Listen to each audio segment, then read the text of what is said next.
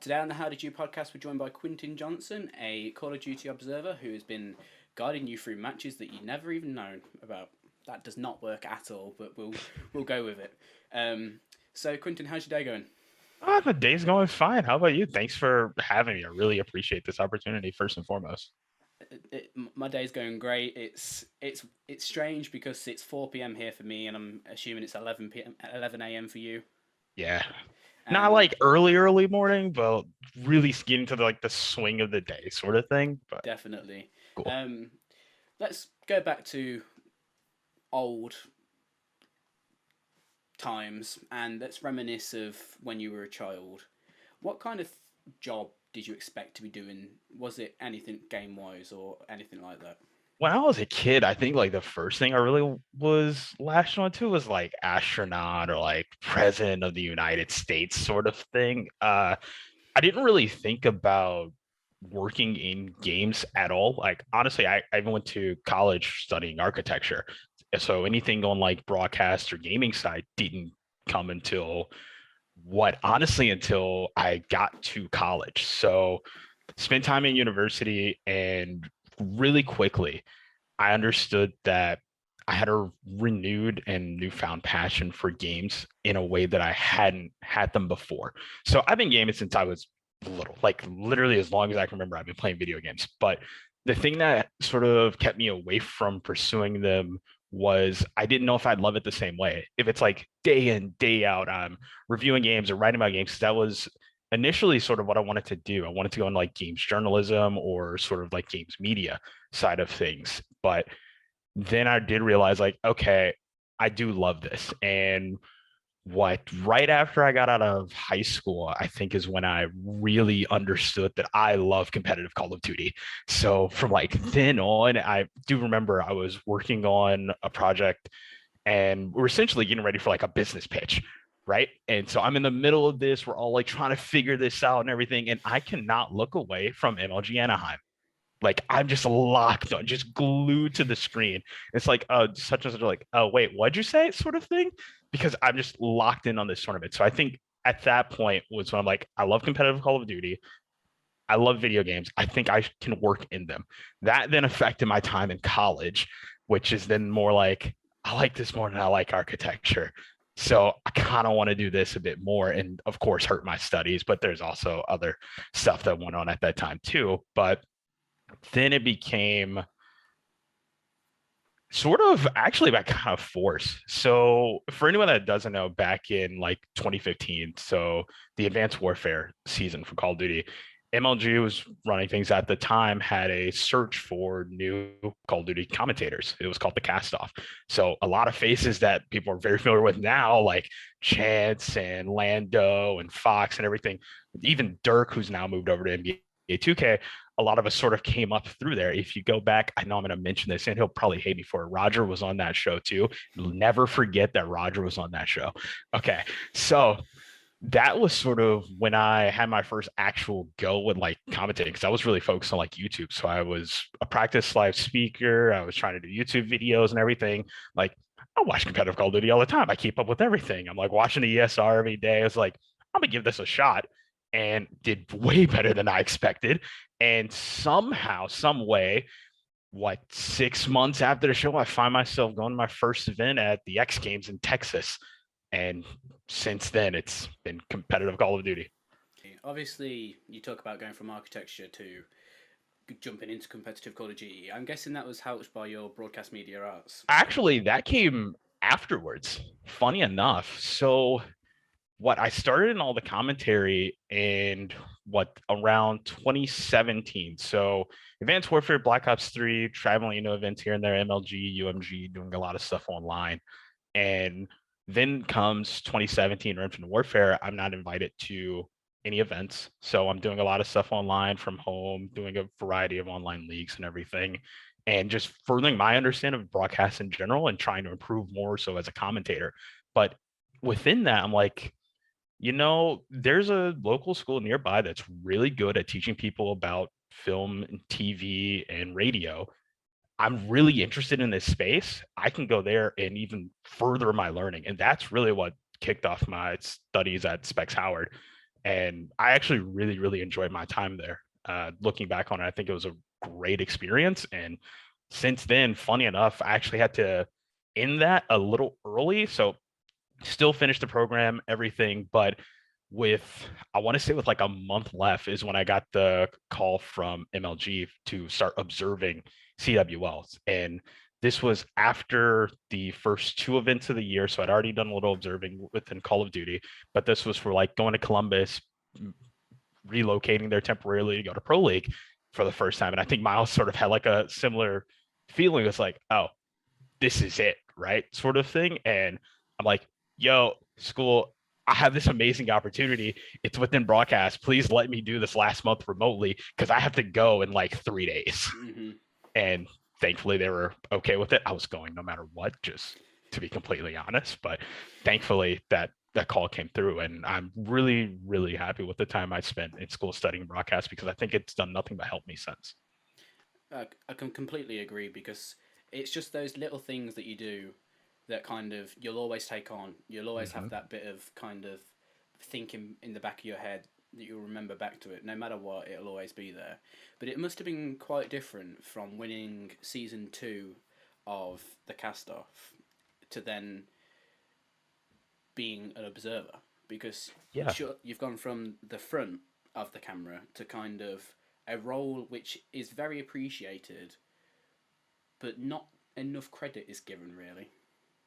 Yeah. So honestly, so back when I was really commentating, the casters would normally do a lot of the observing duties like at the same time. So trying to figure out everything. So I knew like the ins and outs of like what to look for in the game. But when you take that, and I guess the first real experience was back then, we'd have like on some of the side stations, like, okay, it's me, Chance, Lando, Fox, or it's some combination of like the four of us, or even Dirk is there as well.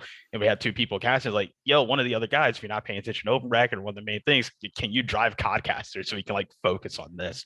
So I was already very familiar, and then ins and outs, all the online stuff, I would keep up with everything that was going on. So the transition was easy from like knowing what to look for in game, but when there's a huge difference than like when you're doing it at the same time to when you are solely focused on observing. You can really hone in on the narrative aspects of it. And this is something that took me even a couple of months to really understand. I think if people go back and look from like World War II Dallas to like halfway through the start of the first pro league for that season in World War II, like there was definitely a different way I was kind of going about things that's changed just like with learnings, with more looking into things like reviewing video, which is still something that is absolutely you just need to do, right? So that transition, like in game, everything was cool, but the technical aspects, I was like, okay, this is way too fast, this is a bit too slow, why are we here instead of there? So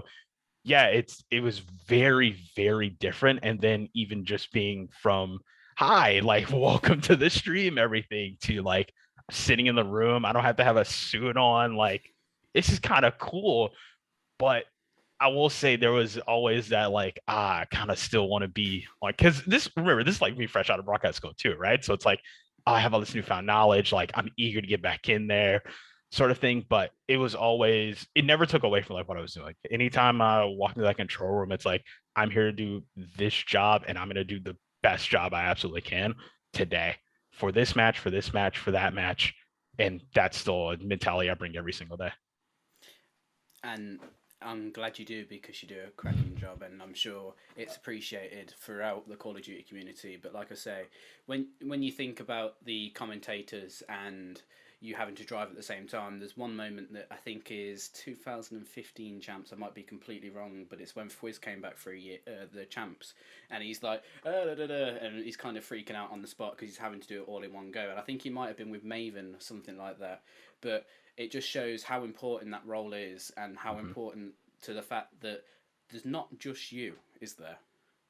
There's a Yeah, whole so team. I think even watch like some of that event within the past year or so, because like even the rest of the CDL Observer team now will like go back and look at old stuff and just think of how things could have been changed or just fun exercises and just really fun reminiscing too. But it is really different because even going from what World War II and Black Ops 4, like a one person observer setup, technically. So for part of World War II, we had two. because they beat the great people at Beanox. I will always shout them out whenever I can. They do a lot of work on Codcaster, and one of the big things that came through in the World War II season was the aerial camera. So being able to follow the action from an above perspective, just like the whole top down thing, was really cool. And it was something that could be used to, hey, in post game, let's look at how this hardpoint break happened. Let's look at how this search and destroy setup came about. So we initially, for a lot of the open events, actually had two people. So there'd be me focused on everything just in the game, but we'd have that backup aerial if needed for some other things and for like post game and everything. So even going from like just me observing to now we have a team of 6 people has been crazy as well, because then you Wow. sort of divvy up and it's like I don't have to be responsible for everything. But yeah, like at least going back to like commentary and driving then to now, it's you really have to be mindful because you're sort of like your co-pilot isn't sitting next to you in the same way, right? Like you sort of are controlling the conversation when you're casting and observing at the same time. Whereas now we're separate. Like we're not actively talking to each other. We sort of you pick up on things, right? There's a lot of like, okay, Merc is gonna say this now, right? Chance really goes for this. Miles is gonna want to see this sort of thing. But it's always like we're on the same page without communicating, kind of, because we all understand the game. Obviously, you mentioned you focus on certain parts, but alongside you, you say there's 6 people. What other roles would they kind of carry out? Yeah. So I love our team, by the way. Just absolute just great people. I love to call them my friends, and I'm very honored to work with them day in and day out. So first we have Xavier, who's our director, and he's technically the observer for CDL as well. So his focus on a like during a match is actually managing and cutting the way a traditional TD would operate, right? A traditional director, a traditional TD rolled into one. So he's making the switches between the different observer feeds and sort of making sure, hey, we need this happening. It's a lot more like, because if people are watching this from like traditional media and like broadcast backgrounds, a lot of what's happening is the director calling Mm-hmm. out to the camera. If you listen to our comms, even like the roll call, right? It's a lot of the opposite. It's like, hey, I got this here, like got this ready. Sort like the communication goes upward instead of like down. Granted, it happens both ways, right? But there's a lot more focus of us calling to him more than instances of like him calling to us, or if he's calling to us, it's like, are you ready? Sort of thing, right? So Love X, absolutely great guy. So then I'm focused on first person observing only now. And then next to me is normally Waldo, who is also focused on first person observing. How we'll divvy it up. It's like I'll handle one team, he handles the other, right? So then it's a lot less to manage. We're able to focus in more on one team. Then we have 2 dedicated free cameras. Traditionally, that is the cleaner, Pat. I love you. And then Prosper, John Prosper has done a lot of free cam work as well over the years. And then we have Shane, who is also. So what Shane and John will do, their references, flexes in the roll call, if you watch, they will handle both. So depending on the mode and situation, they'll either be handling free cam or be an additional first person observer for whatever's needed. So then in situations like in Search and Destroy, you have a 1v3, we can capture and make sure we have all of those ready to go at a moment's notice. And then of course that helps if there are any unforeseen technical issues that come up as well. So it can help cover us there. They must have been some kind of agreement or technical issue that made things difficult during COVID. Because as fun as it all has been, I'm guessing the management of working from home was completely different to, like you say, going into the control room, sitting next to Waldo, Prosper, anybody like that. Because I don't know how it works from your end, but I'm assuming, like you say, with X kind of probably sitting there with a vision mixer, just pressing buttons, taking the feeds in. Do you stream them over Discord? Is it anything kind of like that? So it's not over Discord. The great team at Activision Blizzard Esports really they took a lot of time. Like that entire team worked really hard in that early transition from what I think we had probably 3 weeks maybe off the air. I want to say between The Los Angeles home series in 2020 and like when we were back, it might have felt like longer and it might have actually been maybe a month or so when you like test and everything, but they got that system up really, really fast. And we've even changed systems since. But a lot of that has really just been us sending the feeds into whatever's being used. I believe like vmix has been used before in other instances, and there have been other systems as well, but we're sending the feeds through.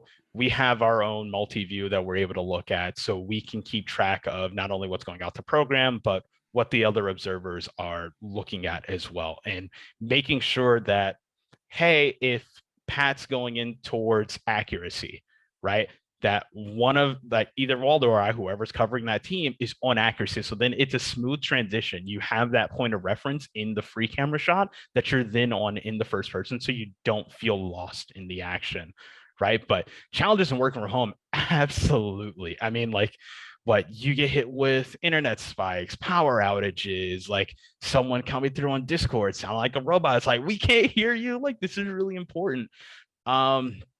I think for the most part, it's definitely been smooth, but there have been some interesting challenges. And I really like anytime we can always sit together in the same room is going to be better, right? Like it's always a lot of fun. So like Cold War Champs 2021, it was great to like be back in. We have a B unit. So like there's the traditional, there's a regular production truck, then there's a secondary one that houses our team. And it's just like custom built. We have monitors literally everywhere. But being able to sit next to Waldo, it's like, yo, fist bump or like look down. It's like, yo, what's up, John? Like all of that is just, it's better and it definitely helps our chemistry. So anytime we're in person, I always definitely prefer it over being online. If you had to, not saying you would ever leave Call of Duty, but is there a game that you would love to observe or just even watch? I've thought about this a fair amount over the years. Initially, from like the commentary side of things, when I wasn't getting as much big work in Call of Duty, I thought of like moving over to like a Rainbow Six or something was something I was looking into at one point. But from the observing side, I don't really think I've thought of it very much. Obviously, everyone in the FPS space, at least from like the big three, I would say, of console FPS, is really tuned in on what Halo's doing and how HCS is evolving and growing. But I don't know if I've ever thought about like shifting over and doing other games very much. If there was one I'd have to pick, I don't know. Like I'm really interested in what's happening in Valorant. Not saying I'd move over there, but just as a study, just looking at, hey, from CSGO, this is a lot of learnings that were had towards this new game, all of these things, all these operators and everything, especially coming from the background I have with like dealing with specialists in Call of Duty. Seeing that has been very, very interesting for me as an observer to like see how that challenge is handled somewhere else. Because I think we figured out pretty well in Call of Duty. To see other games tackling that, I think is really interesting. And hmm, outside of that, I mean, Halo would be fun. I know Waldo, Shane, and Pat all have Gears of War backgrounds. They were what Cleaner and Waldo were talent and observers in Gears of War for a long time, and Shane also did some observing Gears of War as well. Also, Shane is the one that caught the only 1v5 in competitive Call of Duty history. Just saying. I will this that was great. For his first event Call of Duty 2. Granted, Wow. it's a 1v, but it's always really cool to shout him out for that, especially that was being his first event. But like seeing those different backgrounds, and even Xavier has a Halo background. So we're kind of like a mesh of the big three console esports in a way too for our observer team. Um, but me personally, I've been a COD kid since I was 13, 14, right? Like Modern Warfare 2 is my first Call of Duty, and since then I've been interested in other things competitively, but like my main game's always been COD. You speak about how you've been focused in it since you were 13, 14, but where do you see yourself in a year? Do you see yourself, you've recently moved, do you see yourself still in that same space, or where, where? So at least from a career perspective, I kind of feel like Maven gives this answer like I'm gonna be casting till I'm 60, sort of thing, or like I'm gonna be 80 years old, still like yelling during games, right? Like until the day comes that I'm not nervous before a grand final of an event or a really important match, I'm gonna still be doing this. I feel like it's just way too much fun for me. It's way too interesting, and it's something that a lot of people get caught up in doing the same thing every day, right? So, and I'm one of those people. Doing the same thing day in day out really like gets me down. But having that structure where technically I'm doing the same thing, but the challenge is always different day to day keeps me going in a way. So, and the nervousness comes not from like, oh my God, what's going to happen? But like, because I care, like, I want us to always put out the best product possible. So until the day comes where it's like, yo, it's Optic versus Phase, I'm just sitting here, just like feet kicked up, just relaxed, like, oh wait, what map one's over, sort of thing. Nah, until that day comes, and even I'll probably even know before then. Like that would be my time to get out. But I'll see it happening within the next couple of years, at least personally, unless something happens and I'm forced to change. But if any change did happen, I'd always love to move over to be like a broadcast producer or like broadcast director or something along those lines, or still be even move back over to the talent side, right? So I still want to be involved in broadcast some way if I'm not observing. I completely understand that because, like you say, with your background, with how it's been throughout multiple years, you've always been focused on providing content for other people. But if you had to choose a particular Call of Duty or a particular few teams, because we won't cause favourites, um, what kind of few teams would it be, or which kind of Call of Duty would it be? Ooh, that's a good question. Because even Prosper and I will go back is like, yo, what if like current optic and current phase like played in Black Ops 3 or something like that? And just like how interesting that would look, Mm, right? To huge list. watch, jeez, there's so many teams and like rosters going through my head, honestly. Hmm. I'd really love to see. I want like a chess match of sorts, right? So that's where I'm really focused. I really love like the strategy side of things. So I'm trying to think like who I'd put complexity up against. Like if there are any Ooh. current like 4v4 teams I really love. Honestly, complexity versus Toronto Ultra might be pretty interesting. Like past Cold War season, Toronto Ultra versus complexity, just because I want to see like what that match would result in.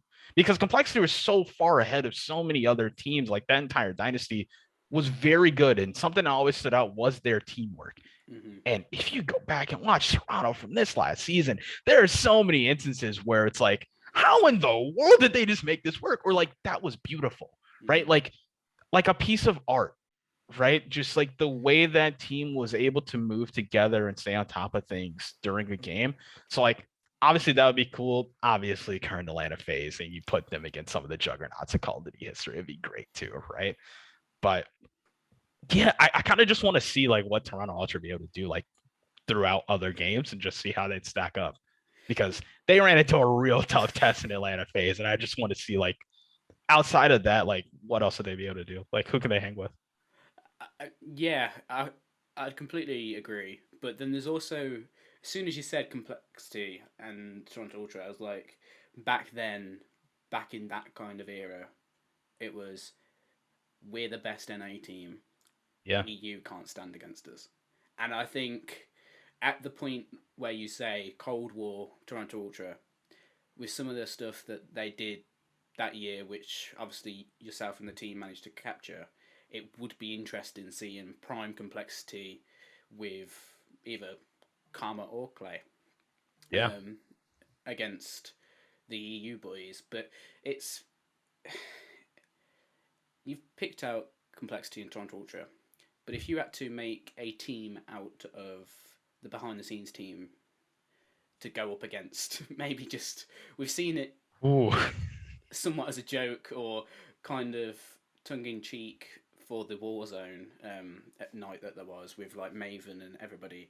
But if you had to put a caster or broadcast team in the CDL, who would you put and why? So if I'm taking like just from our CDL observer team, then I'll probably just like the guys play a lot of Warzone. So if I'm included in the group of four, it's probably like me, Prosper, Pat plays a ton of Warzone, so he'd be included. And then honestly, I think we're good with whoever the fourth is, whether it be X, Shane, or uh Waldo. Sorry, I don't know. I didn't forget your name, Waldo. Just but yeah, I don't know, because like we've even done some Warzone stuff that's gotten really interesting before too, even like running into each other and like solo challenges and stuff. It's been fun. I'm trying to think who would give us the best shot in. I genuinely think if like that core three is like me, Prosper, Cleaner, with the chemistry that our team has, like I think any combination of the four would be really good to have. I know it's a cop out answer and everything, but I genuinely think when it comes to like a traditional multiplayer, if we're like going into a game against a team, then it's probably me, Prosper. I think it depends on the game, because if it's 5v5 Modern Warfare, I'm definitely picking Pat. Like for sure, his MP5 was disgusting. Although he plays at like breakneck speed. Like you think of him, he's moving at the same speed as like Simp and Peasy at times. Like, geez, just holding forward. Yeah, so I think us three, X was really good at MW, and I didn't. Shane's technically the one I would have to kind of leave out just because he wasn't on the team yet during that season. But Cold War, Shane was a great main AR. Like, just absolutely, it was great to have him, especially just like going into league play and playing. It was always a lot of fun. I can bet it allows you to like learn some strategies from learning. Say FaZe is playing Optic, and obviously there's not every single feed that's going to be played, but then you take some points of Scump's play against Simp that we may not see, but you've noticed that and noted it down yourself. I bet there's some of the stuff you must see which we don't would be incredible. Oh, there's been some spots over the years that's like, wait a second, like yo, like league play tonight, like we're using this sort of thing. Trying to think of any that were really good within the past couple of years that I can't necessarily put my finger on at the moment. The one that sticks But out in my head, sorry to interrupt, is the insight one through the tree on Raid. yes, that was actually really interesting. What was it like from? Were you driving Toronto Ultra at that point when you first found it? I can't remember, but I do remember just like a collective was like, oh, that's cool, like we're using that sort of thing, or like just make sure like going forward, like if someone's using this, like we're there. Um, there's been some lineups and stuff that's happened. Like, okay, here's one. It's not a like a gun kill, but Envoy's nade on Arclough Peak Modern Warfare season just like goes all the way across the map. I'm trying to remember. One of us were on it. It might have been me. Just like seeing him throw the nades, like this is gonna hit. Like this is actually going to work. Obviously, we're like with the speed of the game and all that, and how fast the cut would have had to be, it wouldn't have really worked on the broadcast side. But that was one. It's like, yep, like late round situation. Like we going to the CDL playlist. We're using that. Um, and of course, then there's like the times where you're caught off guard by some of these spots too, where it's like, wait, what spot did he just use? Because I mean, try as much as we can. Like there are always things these players will go find and figure out that's like will even be new to us who are like trying to sit there and constantly watch scrims and keep up, right? But yeah, there definitely is something, even like plays over the years that have just not made broadcast that were just like, yo, like, did you see what he just did? Sort of thing. It's always a lot of fun when stuff like that happens. When it does make broadcast, of course, it's frustrating because you want everyone to see it, but it is always fun, especially if it comes out afterwards and everyone's able to enjoy it. If you, like you say, you spend a lot of time watching scrims, watching anything that may not even be broadcasted. It may just be a kind of mess around session in Codcaster. Over time, you must have spent many, many hours. But what does your, whether it be, let's say, what does your major day look like? Is it busy? So I guess right now so there's probably three different times to even look at what a regular day for us looks like. There's our broadcast day, there's like our traditional office day, and then there's like right now, which is sort of preseason or leading up early season sort of day. as of like right now, it's really a lot of figuring out strategies, keeping up with the teams, paying attention to scrims, making sure everyone's on the same page with stuff like call outs. Of course, there's always like, yo, let's load in, like play, figure all of this out like firsthand too. Um, during want to say like during like mid-season, then you start to get like, okay, there's some office work, whether it be, and of course there's the meetings and everything thrown in too, or it's like, oh, make sure we have this on the docket for VOD review later. We want to take a look at this. We want to take a look at that. And our VOD review will span from our regular CDL matches. Last year we also handled, or I will say Shane did a great job, and there was also another guy I brought on, a good friend of mine, Kyle or Zim, handled a lot of challengers in Call of Duty Mobile. So those were even within those VOD review sessions, like, okay, here's what we did in CDL, here's what happened in challengers, here's what happened in mobile, and figure out differences between all of them, especially within our observing philosophy. And then it's like, okay, this works here. This is what we want to improve on here. For challengers, this is what we want to improve on. For mobile, this is what should be improved on here as well. So that's also been really cool. And I always love our VOD review sessions. We try to make sure we, if we can't watch every match back, and some of us still do like on our own time, like as a group, we will handpick 3, 4, 5 and just try to go over as many as we can and talk everything out. Even stuff like, oh, we made this decision. What was that for? Instead of like going here or there. It's always good, really good stuff. As far as like a broadcast day, it's a lot of technical side of things. Okay, game's up, settings are right. Here's who's playing today. And then if we have time, especially in like a work from home environment, it's let's load into a game really quick, make sure our communication's up, like play together, like make sure that communication is solid, because that's always going to keep us in check during the broadcast itself. Right. So it's a lot of make sure we're talking to each other, make sure we're listening to each other, make sure you're checking the multi-view. Okay, we have a bot lobby up, this is going, this needs to be changed. Hey, what do we think about this? And just even fun, just case studies, like going back, reviewing old bots. A lot of time, even before champs, it's like, okay, let's look at past champs, see what's happened, even just from the broadcast side. If there are any notes that we want to give, hey, this was done back then, like during this, is there any reason like this is happening here, sort of thing. And even a lot of this is just with between ourselves. It's like, okay, this is really cool, this is really cool. I appreciate the way this was done, that's done. I would use specific examples, but nothing's really like coming to me at the moment. But I think last year we went back and watched every single Call of Duty Championship Grand Final before the Cold War Championship weekend. Not like the entire tournament, but like we'd pick, maybe sometimes there's like a winners final match, but every grand final definitely went through all of them. That was a lot of fun. Now I'm going to put you on the spot. Okay. Which one was your favorite? Ooh. What a champs grand finals.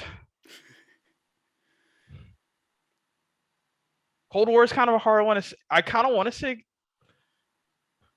Cold War, and I don't want to say Cold War because obviously I kind of want to see that one go all the way. Like that would have been really, really cool. But I will say nothing will beat my if there's an event I'd want to do over really quick, it would be the Black Ops 3 championship because I was there, did casting on like a bunch of the side stations.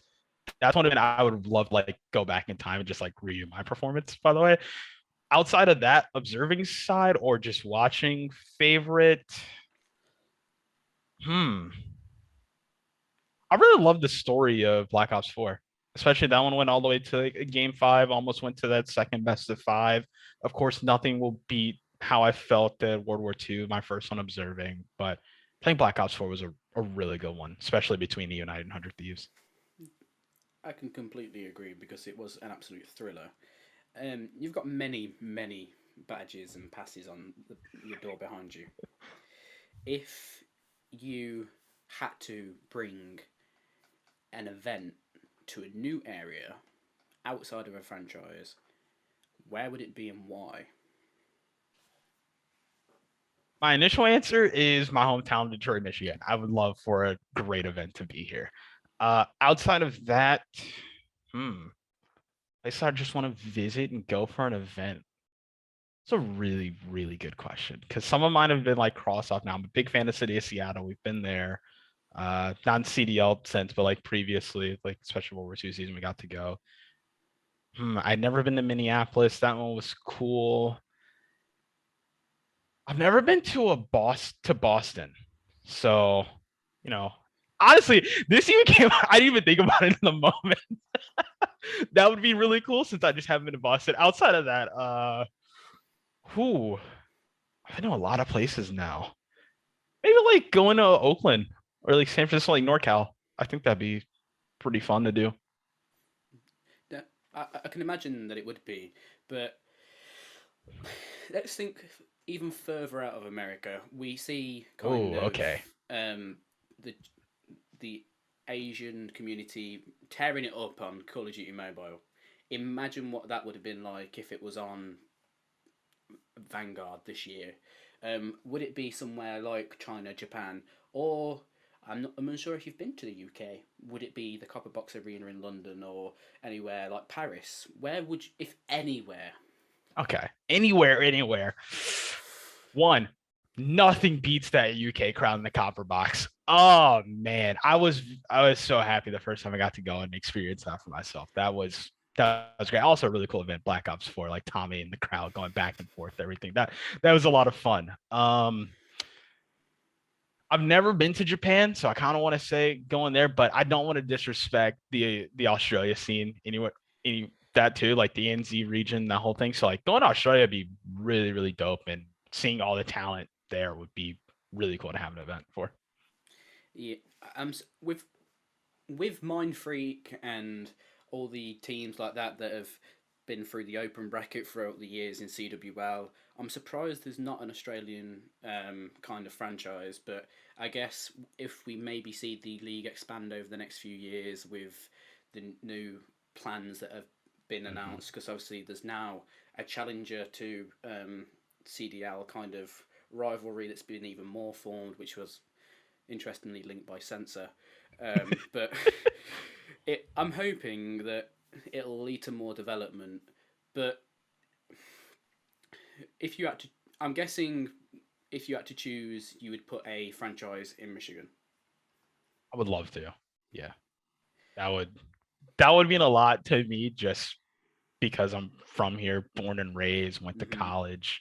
Like Michigan is like specifically Detroit is my home and forever will be. I know I always got like a little back and forth like Pac-Man. He'd see me tweeting about like because I still follow all the Detroit sports teams and everything. Is like I'm tweeting about like the Tigers or something. It's like, yo, you're a Dodgers fan. I'm like, never. Like, no. Like the Tigers, the Lions, the Pistons, the Red Wings, those are my teams and forever will be. And if there is a con team that comes to Detroit at some point, obviously I can't play favorites, but like those are my guys. What would you name it? Ooh, I suck with team names. I really do. Um, Hmm. hmm. Michigan Mayhem. Yeah, but could you do that with, like because Mayhem's taking like Overwatch, right? True. So like Florida. Hmm. Just relocate the mutineers. There we go. No, but if you had to kind of predict the top four this Vanguard season, or maybe give me winners, underdogs, anybody like that. Obviously, 12th league spot team, not fully announced yet, but let's kind of guess what would and Okay. predict because Pickham was an insightful experience last year. Let's talk about it now. Why not? We haven't even started, but let's do it. Kick off classics soon, but let's do it. Also, pick'em was also a fun thing, like on broadcasts. It's like, yo, make sure you do your pick'ems, like pick'em check everything. It's hard to root against Atlanta FaZe being in the top four for sure this season, right? Dude, I think if you don't say that, then like, are we looking at the same game? Um, it's also really hard to vote against Optic Texas right now with just the way that squad is. Obviously, Optic traditionally are very good at the start of games. I hope it keeps up, especially for that fan base for the rest of the year. and they definitely have the talent to do so, right? Um, Outside of those two, Toronto Ultra have laid a very solid foundation, and I'm excited to see what they can build on going into this year. If that results in top four, here's my thing: they're set to be a top four team this year, without a doubt, right? Even if the early season doesn't go their way, I think by mid to late season they should have some form. But you also have this Los Angeles Thieves team that have some absolutely fantastic Uh-huh. pieces right now that I expect. I think this is the year we. Ah man, I really hope this doesn't come back to bite me. I hope this is the year we see the Thieves team like everyone wanted to see last year, Hmm. right? Because it felt like they were sort of trapped in that fifth, sixth area, could potentially punch up, but they really weren't able to do so, right? And honestly, if the pieces are there, then like LA Gorillas would be an interesting story this year too, right? Like you have Gunless, Slasher, Hook, and Asim. Like that's a team I really want to keep a close eye on as the season goes on. But I think right now this is shaping up to be one of the better competitive seasons, at least on paper, right? Like you look at the way some of these teams have changed in the off season, where they can go, what their sort of skill ceiling is, or I'll use everyone's favorite word like potential, right? On paper, this is a really spicy season to look at, and I can't wait to get it started, honestly. I can completely agree because, like you say, you've got the LA Gorillas, which for some reason just managed to form. Subliners managed to form, which Yeah, is subliners. I didn't even also. mean to forget them. Like, geez, sorry, I mean to cut you off. I think it's at the point where any team could be classed as an underdog because realistically, every team's so good. Like, obviously, we don't know the Boston team so far, or as much as it's hinted left, right, and centre, Yeah, it's not been officially confirmed by the league. But like you say, you've got the reuniting of Clay and Krim. You've got Scump and Dashi combining with Illy and Shotzi. You've got FaZe staying as a team. Um, Toronto Ultra staying as a team, but then picking up sub players, which will also allow them to grow. It's just crazy because although Optic lost a big player in Envoy, Envoy is now on arguably a stronger team with Octane, and there's it's a fors and team that can rival against. them. Yeah. Yeah, exactly. But who's your underdog? Ooh, Is there one? there shouldn't be a. This team shouldn't be an underdog, but I think Toronto still have like that underdog look from the community, right? Like I don't think enough people give them the credit that they deserve for what they did this past year. Um, so I feel like that's a team. Like I said, they should not be, but they technically kind of are. And outside of that, probably your LA Gorillas are still like an underdog. I'd look at them at least right now. Um, a team I'm really interested to see as well will be Florida and how a lot of those pieces come together. That's a really, really young team, and I want to see what they're able to do. Um, hmm. And I really did not mean to forget Sublighters because Crim and Clay back together is that's gonna be real fun to watch, especially with Hydra and Neptune there. Uh, Um, it's going to be outstanding. I think if I had to throw a team in on behalf of us, I'd probably say Paris Legion. Why not? Um, ooh, Paris, yeah, because you've got Decimate, Temp, uh, John, and Fellow. I believe. yes, yeah, So that'll be an interesting squad, and hopefully with John fully being back with a league spot, paired with Temp.